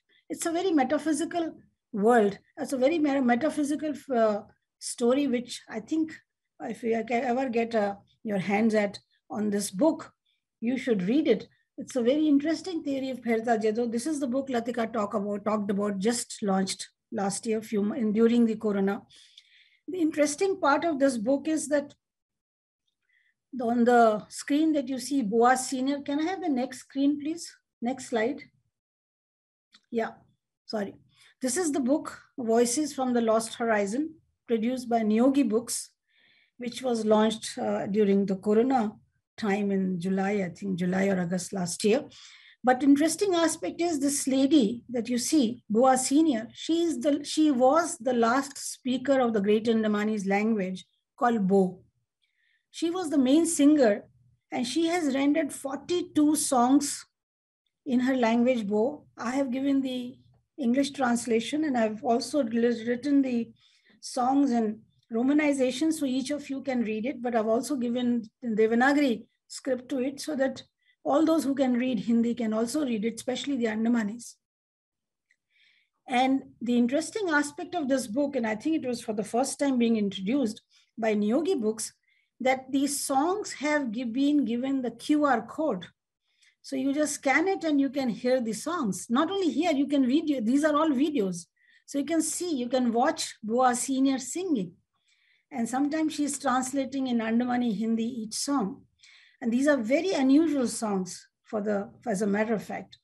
Similarly, the person you see on the other side of the screen, now Junior, he's the main narrator of this book. In fact, he's the invisible author of this book. He narrated 10 stories that I just mentioned about a few minutes ago. And some of the stories are, other than the creation tales, which there are 2 of them, 2 different kinds. But the other aspects of the stories which opened my eyes were there was some streak of cannibalism in a couple of stories. And it's an interesting story again. There's a lady, the protagonist, she is very fond of devouring on young blood. And when I asked now Junior that how can that be, and she herself is a mother of a child and she loves her child immensely. And when I asked now Junior, how can that be possible? He immediately gave me a comparison. He says, how about your Ma Kali? She also has mundon ki mala in her hands, and she also walks with the tongue out, the bloody tongue. Don't you think she also had similar habit? And I kept quiet. I didn't want to argue with him. But you see, even the Adivasis, the tribals, when they come to our culture, they also try to relate our icons of our culture with theirs. But I was amazed that, yes, we never talked about in those terms for our Ma Kali. But here there are not one, but more than one story about which does give you a streak of cannibalism, though the cannibalism in the stories are also looked down upon because they are considered as a supernatural power. Anyway, If you can lay your hands, this book is available on Amazon, so there's no difficulty to find it. But the two of the creation tales in this book that I was talking about gave us immense knowledge. This was, one is the Pherta Jido story, which is also published by National Book Trust. And it has been translated into, by now, into 10 languages of India, and so that every child can read it. This is the story, and this is the picture which shows that the protagonist and his wife is leaving this world on a rope. They're climbing the rope to the heavens. They never have the concept of heavens, but I just use the word heavens. Yes, that they are climbing to the next, the world beyond this life on this earth. Let me put it this way. And the another creation tale came out from Bua Senior. She told me a couple of so many names of the birds. And when I asked Now Junior, and he said yes, and he gave me most of the information on birds' names. And we got into ornithology of this whole aspect and produced this book with the help of another ornithologist, a friend of mine, Satish Pandey. And this is an amazing book which came out from a creation tale, but led into a more intellectual endeavor. And this is an ethno-ornithology. We matched the names of the birds with the scientific names, and you'll be surprised to know that almost 42% or more than 42% of words in Great Andamanese look like, I mean, they are the same as the scientific names. It almost appears that the Greek and Latin names are translation of Great Andamanese. I cannot say the other way because Great Andamanese is an older language than Greek and Latin. So it almost appears that the Greek and Latin, or the technical names, are translation of Great Andamanese. And that's what led us to this book, because this book is beautifully illustrated and beautifully photographed. We took the picture of each bird that are listed here, more than 105 of them, on location. So the whole intellectual endeavor came out into being because there was another creation tale in which the Great Andamanese said that all the human beings became birds. That's why we have so many names of birds. And this was a little surprising to me, and how the human beings became birds. But the fact that they do believe in this creation tale, they don't eat birds. They are hunter and gatherers. They hunt and gather all kinds of species, but they don't eat birds because they think they are their ancestors. So the creation tales should not be taken perfunctorily. They have meaning, and very deep meaning at times. And they also talks, as I said, of their past and keeps them away from cultural amnesia in this industrialized world. The folklore of the tribal world always connects the integrated worldview of man with nature. I think there's one more slide there. Just see. Can we have next slide? Yeah. The folklore of the tribal world always connects the integrated worldview of man with nature. The nature includes the entire cosmos as well as the environment they live in. This is because tribes live with nature and are solely integrated into, so much so, the two entities, the self and the world of nature they live in, is one. If the intimate and inextricable relationship between tribe and indigenous land is broken, a tsunami of despair, a loss of language, loss of culture, loss of knowledge, religious beliefs, myths, and self-confidence sweeps the community. Thank you.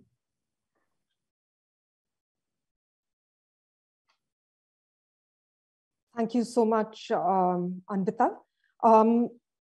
Just a note that those of you who are not in Bombay, if you could put your questions in the little chat box on the live telecast transmission screen. I am keeping an eye on that.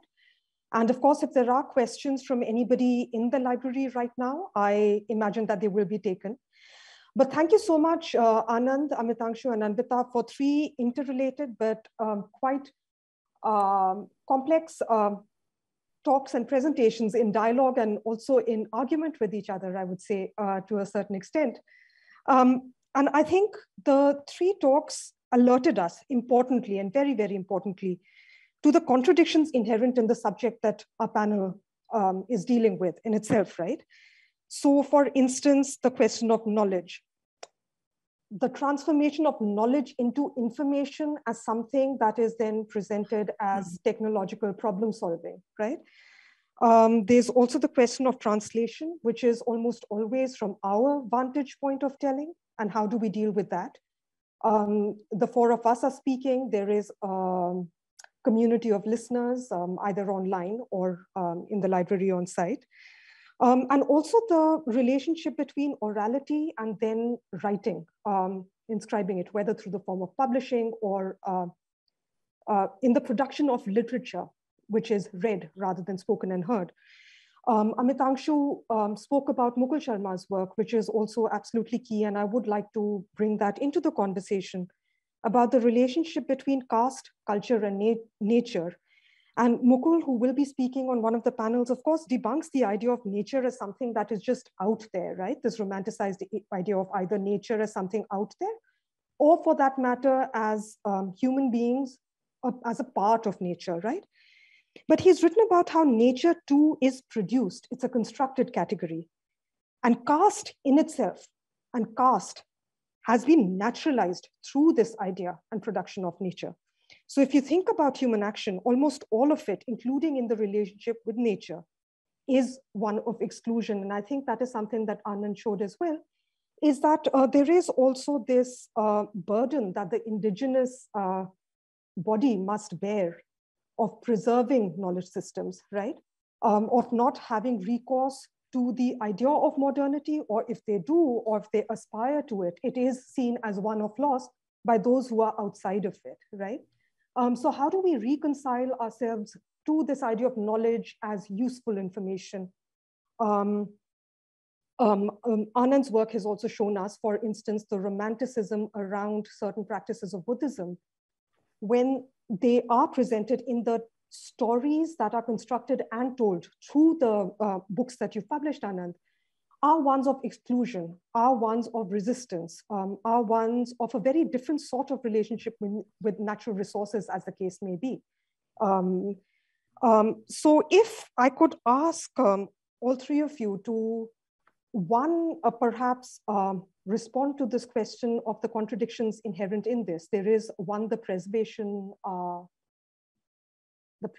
drive to say, look, these knowledge systems need to be preserved in themselves. There is also the idea that does everything have to be translated and heard and made available as information? And also then the question of perhaps viewing indigenous knowledge systems only through a romanticized lens.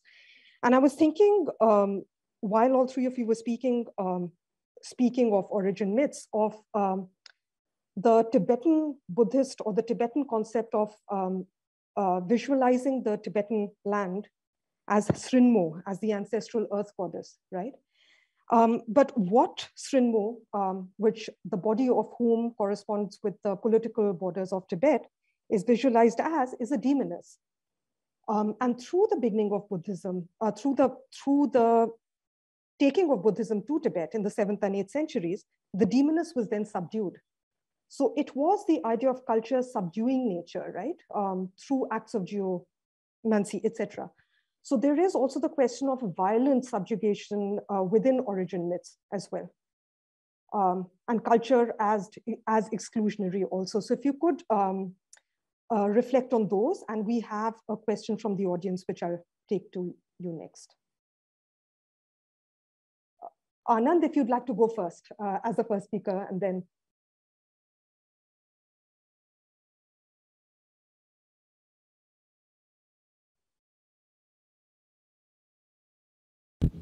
Yeah, I think it's back.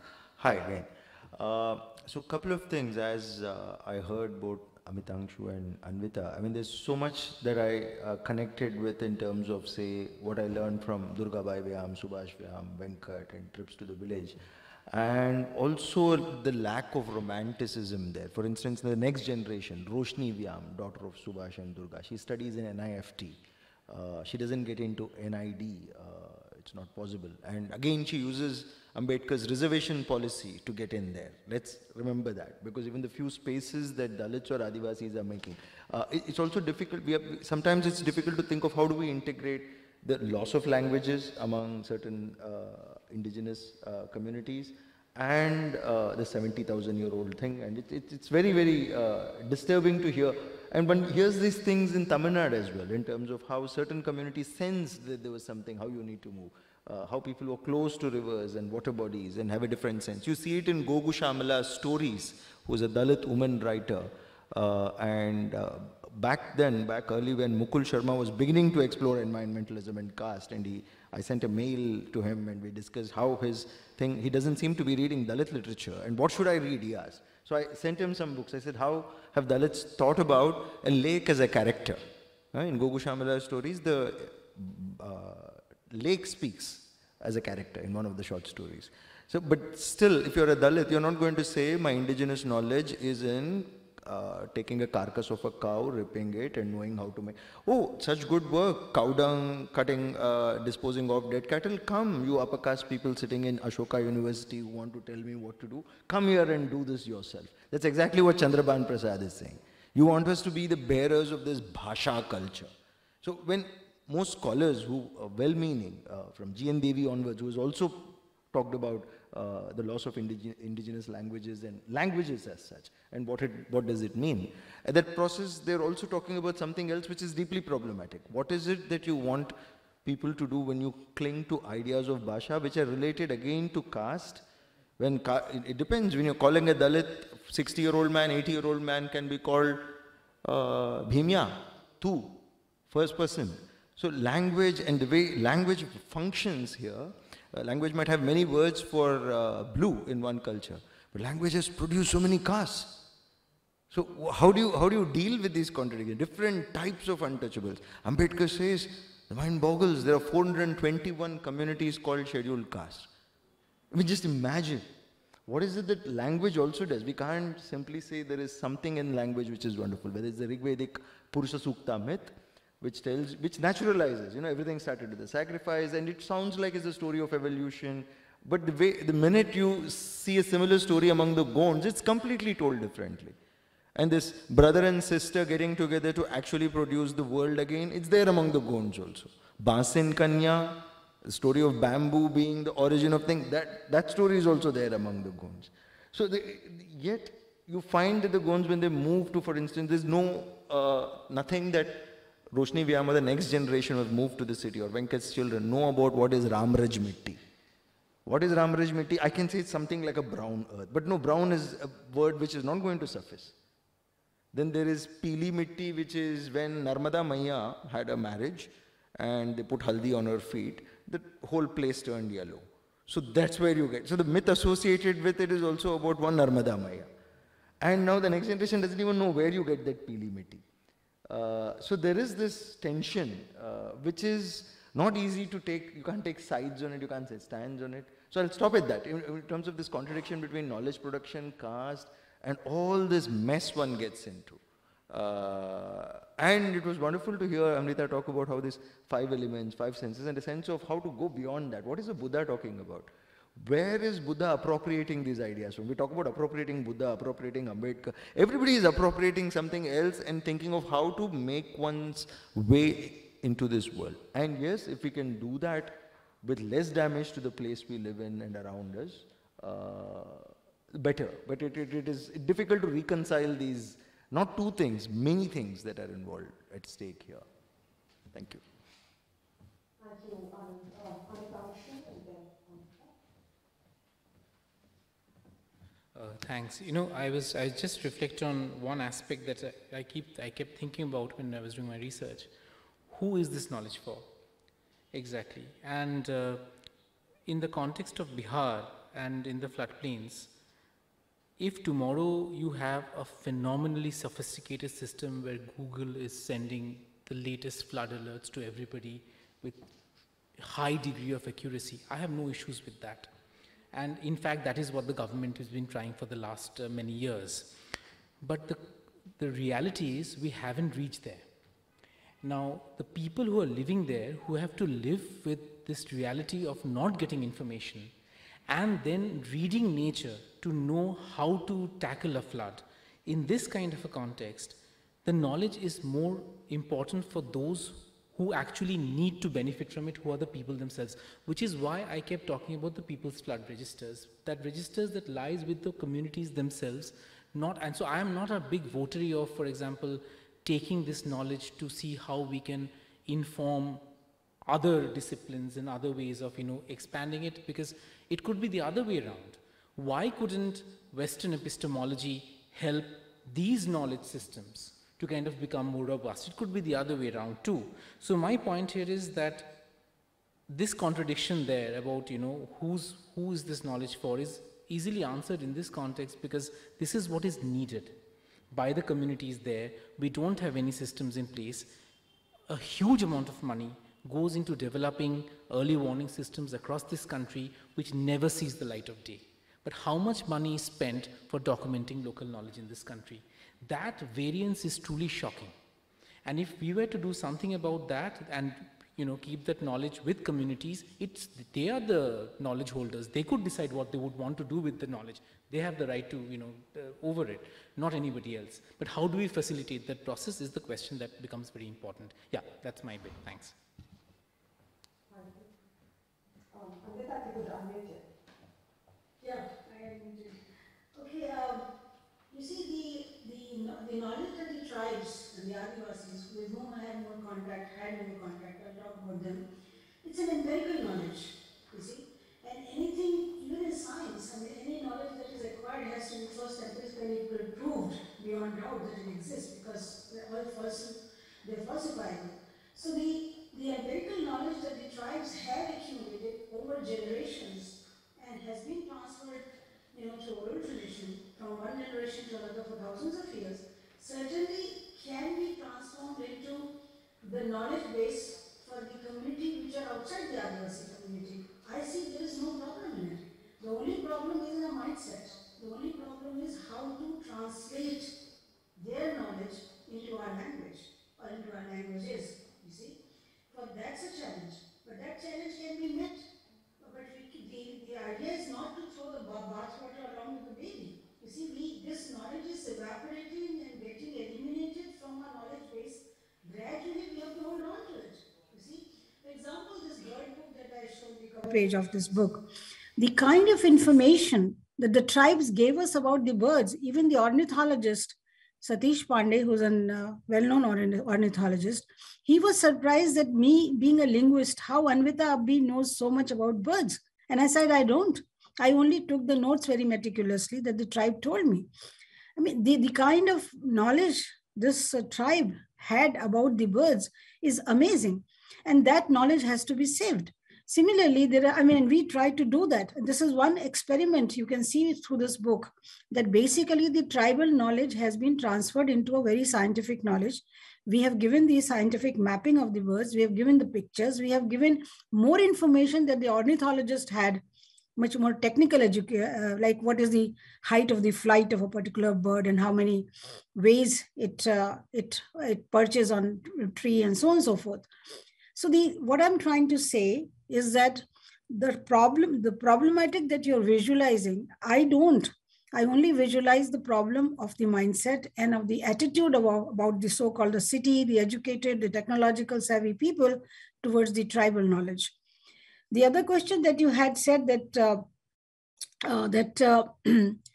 what is lost when oral stories are translated into written form? Well, a lot is lost, in fact, because as I said in my lecture, that there are no boundaries in oral literature. All the performing arts and all the vocal arts, whether it's singing or narrating or mimicking, all these merge into one, because one after another, one leads to another and then another and another. Each is a complementary to other. This kind of a unison projection of a particular story is much more engaging with the crowd. You see, the other beauty about the oral tradition is that it engages the listener, right?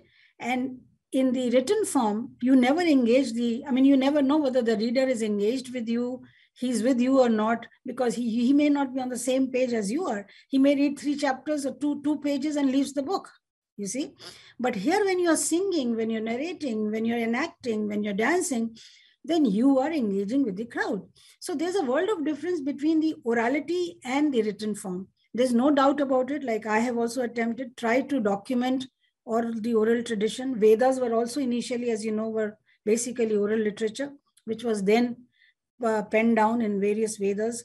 So they should be written down, but you should never think they are matchable in quality with the orality. What oral tradition has, or oral gamut has, written form is frozen. It is a frozen form. It is good for documentation. It's good for preservation, but it may not be good for sustenance and continuity. And oral tradition in the tribal community gives them sustenance for life. It, as I said, it is basically also deviates or saves them from cultural amnesia, which is no longer there. The cultural artifacts are getting lost and lost. They've been dislocated. The land has been possessed. Aaj ke din mein, the tribes have no right on the land, the water, the jungle, and even the language.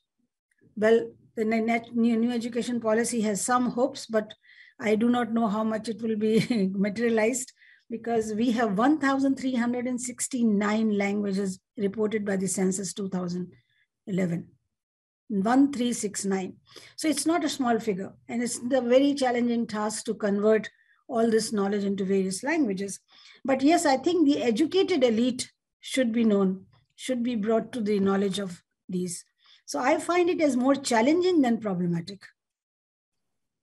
And I think as Amitangshu, towards the end of his presentation talk, foregrounded the political question. That is, what is the political question when we speak about these pluriverses? And you brought in Shiv Vishwanathan to talk about cognitive justice as well. And I think that has got to be at the heart of everything that we're talking about. And I'll just read out a question that Rishali asked. She's joined us remotely, and she put her question in the live chat. What happens to knowledge as lifestyle and to oral histories when they're documented by an outsider, researchers like all of us? How would you position yourself here? Rishali says that she asks this because she herself is struggling with this question. I don't see her question on the... no, so this was in the, this isn't in the Zoom, it's on the live telecast. Okay. So can you repeat the last few lines, what you said? Yes, somehow the audio is breaking. Sorry, would one of you like to take it first? Because I kind of minimize that screen. I'll find the question again. So if Anand or Amitangshu, if you'd like to take it in the meanwhile.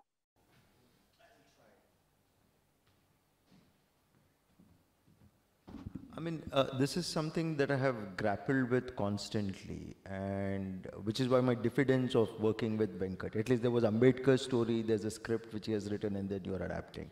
But when Anvita is trying to, for instance now, for me, the politics of taking credit, when you say retold by Anvita Abbi, sometimes there's no retold, it just says Anvita Abbi. How do we, I also want to ask Abbi, Professor Abbi, how you make these choices? Because they're not your stories. Which is what I felt, to be very frank, to be brutally frank here. How do we take these stories and say, so none of these stories belong even to the teller, in my case. Venkat is telling me versions of stories, then I read Verrier Elwin, I told him, have you heard this story, Elwin is? He said, nahi, humne kabhi nahi suna. So Verrier Elwin is a white anthropologist, came to actually do missionary activity, then he found Gond life, and they said, wow, the way they think of sexuality, sensuality, nature, everything is mind-blowing, and he did real field work, so to say. We won't get into that. But when you see this, how does Verrier Elwin say this story? How do researchers do this story? Some of them are not even thinking of their subjectivity. They think they are experts. They are here to understand the other. Almost like ML or leftist Politburo member trying to say the proletariat doesn't know, we are the ones who are reading Marx and we are telling them what to do. So this kind of a situation happens irrespective of whether you are dealing with the other or not. So with reference to, for instance, now when I see Durga Bai, Subhash, Jangat time, there is nothing like what is Jangat coming, invented something using rotring pens. Right, the detailing, tick, tick, tick, tick, tick, tick kind of work in Gond art. You won't find it in you saw the village art, right? It was not about sitting and doing this. Now that intense production of doing 10 days on one canvas and then just to do the minutiae and somebody else is filling it up. So how does all this come? This studio model of working like Rembrandt, like the master and 20 apprentices around him. So, and again using non-indigenous material. Nothing indigenous about a rotring pen, or the colors that have come to be used, or screen printing, which Jagdish Swaminathan introduces him to. So how do these interventions, whether it is Bharat Bhavan going there and saying, I'm going to get all the tribal artists who want to, and several of them ran away. Jangat succeeds, but two people say, oh my bap, one fellow gets off the jeep and runs back to his village. He doesn't even want to continue in the jeep ride with, he's never seen a jeep before, with Swaminathan. So how does, whether you produce a book, whether you produce an artifact, whether you record a song and put a QR code, buy it on Amazon and listen to this now before, it completely disappears. In all these things is, like I said, it's a tangle of complexities. And we should be constantly judging our ethical and moral motives here. Politics is shape-shifting, and we need to keep ourselves aware of these differences and yet not paralyze ourselves into a certain situation of saying, I can't do anything about anything, so I keep quiet. So these are anxieties which are true and which are actually moral ethical concerns. Anvita, would you like to respond to this? And then we'll end with Amitangshu because we're unfortunately completely out of time. Yeah, you see, this question is very interesting and it has troubled us also a lot. But being a linguist, we have an added advantage. When we note down or when we record oral histories, we record in audio or video forms, you see, and then we translate word by word, not our impression of it, not like a running translation of our impression, but word by word. And that's why we keep the sanctity of each word and the meaning of the sanctity of the meaning of each word as close to the native speaker as possible. So there is a less chance of distorting the oral histories and oral tradition by linguists, but certainly the others, the outsiders who do not do this and who do not take this method into account, certainly have the danger of distorting or giving their impressions or their ethos or their philosophy embedded into the narration. For example, even this, there is no doubt about it that we are basically retelling the stories. And most of the books on folk tales, not the folk tales, I should say, on the Great Indian tales that came out by National Book Trust, they always say retold by Anvita Abbi. Because, and as I always said, I'm not the author of this book. Because I have translated as close to the original as possible. So my own feeling and my own view about the story, about the community, about the culture does not come in. So that's one way of handling it. And as I said, this book comes with the audio and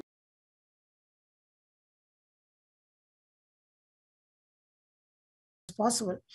So as a researcher, we have to be very careful that we do not camouflage the stories and the songs or the oral tradition by our, superimposed phenomena of what we call ideology or thinking. So that has to be taken care of. There's definitely a politics behind this, and a lot of translations, as you can see, can never be very appropriate. Or some translators say that no two translations are the same because very difficult. That I agree. But it's a challenge which has to be met, and we as a linguist definitely tries to be as close to the original as possible. Amitangshu. Thanks. Right, so very quickly, this is a binary that troubles us all for sure.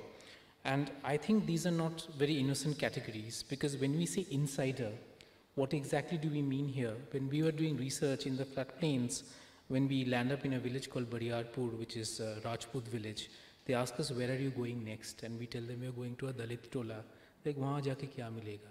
Now, within that, so we have to see communities as constellations as well, and it's also very problematic to assume that everybody, as an insider, has a kind of has a completely different perspective, operates without bias themselves. And also, of course, caste and gender plays there a big role.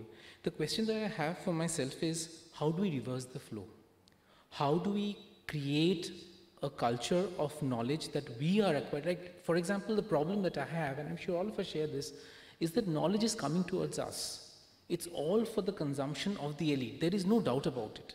So how do we reverse this? How do we build knowledge where it's originating back to those communities? And I'm sorry to say, I haven't done anything much about it. I don't see the research sector also doing much about this, and this is something we need to honestly accept and do something about.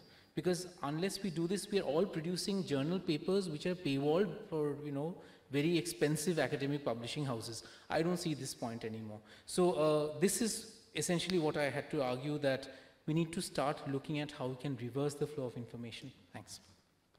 Thank you so much, Amitangshu. That was absolutely a fabulous point to end this panel with.